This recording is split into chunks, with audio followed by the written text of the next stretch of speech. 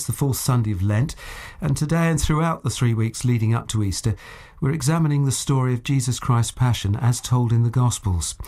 It's a story of cruelty, sacrifice, love, and ultimate triumph. And interpreting the words of the Gospel each week is Corinne White, a lay member of Billericay Baptist Church. And Corinne describes how the Gospel account helps her understand her faith and why she believes.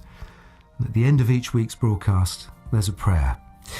Well, today we begin with the words from St. Matthew's Gospel. At about the 9th hour, Jesus cried with a loud voice, "Eli, Eli, lama sabachthani," which means, my God, why hast thou forsaken me?"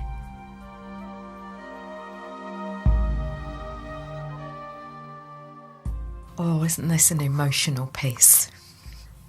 The whole place was in darkness. We're told that at noon, an eclipse had happened.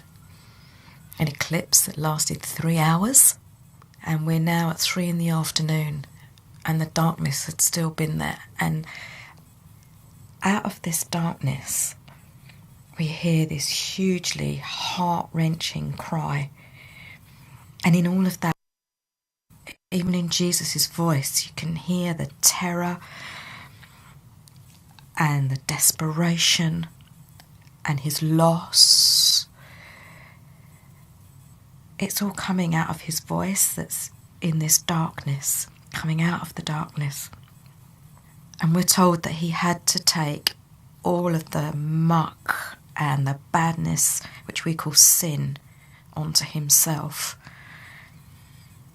And for the first time in eternity, God the Father and God the Son actually couldn't connect, because there was this barrier of sin between the two. And what's so amazing about this incredible salvation plan is Father God and Jesus as his Son, they knew they had to do this. This was the key to the plan. The barrier of sin had to go for God to be able to reconnect with us, the wonderful creation that he made.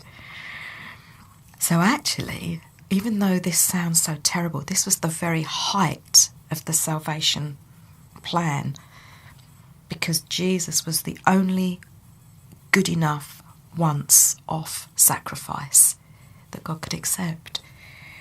And in that moment when he's thinking that God is so far away, actually he couldn't have been closer. Because at that moment too, God the Father was losing his Son. His heart was breaking at that very moment.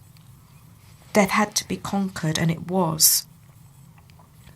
And in fact, it was only Jesus and God the Father that knew he was going to rise again.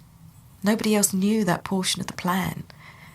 But it didn't stop the fact that this awfulness, this horrific stage, had to be gone through. And it actually broke both of their hearts. And I think sometimes, I don't know about you, but do you not think that when you're in those darkest moments, you think God's nowhere? He doesn't care. He's absolutely nowhere.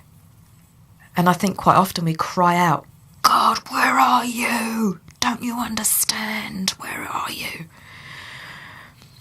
And actually, it's at that point, he couldn't be any closer. And he's right there in the muck with us. You know, we too can cry out of our desperation. There's nothing to be ashamed of to say you're in a desperate place. That's actually honesty, isn't it? It's reality. And God is there. But just like that phase had to go through, sometimes he has to walk with us through those circumstances, not just pluck us out of them. And I have to say, there are circumstances for many of us we never understand why that particular thing had to happen. And maybe we won't this side of eternity, I don't know. But never think God's far away. He's not. And he walks with us. If only we will let him, he will walk with us. And the other little bit that for me I've always hung on to is they knew Sunday morning was coming. But nobody else did.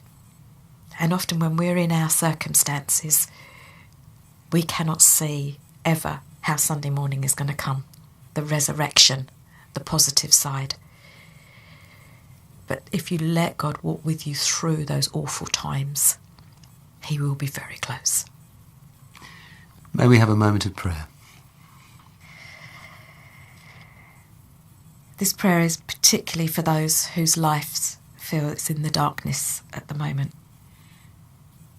Lord, out of our darkness we cry out to you. We thank you that you are a God who loves us. We thank you that you're not distant or missing, but actually you're in the middle of this mess with us. Thank you that you walk with us. And I ask that you will help us each to know that you are close, even in our darkest days, and that your plan is always our salvation, whatever that may mean in our current circumstances. Amen. Amen indeed. Corinne White of Billericay Baptist Church. And next Sunday, we'll be hearing more from the story of the Passion.